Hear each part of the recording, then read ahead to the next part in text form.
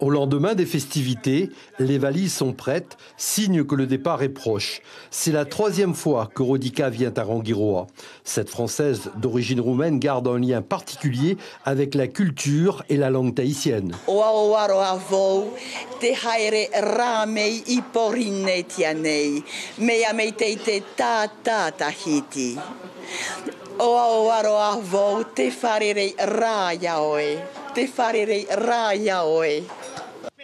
Alban a lui aussi le sourire. Ce propriétaire de pension de famille constate que depuis 2 ans, sa pension affiche complet lors du Wharerei Hanga.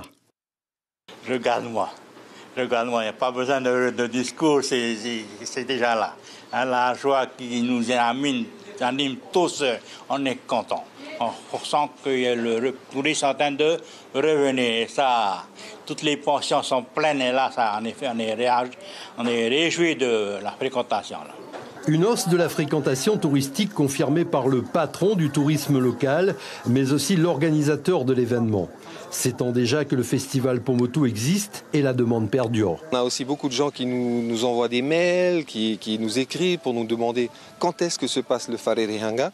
Donc maintenant le Wharerei Hanga s'est bien développé, on est bien sur Facebook aussi et on sait que ça a forcément un impact et qu'il y a beaucoup de gens qui sont intéressés par ça.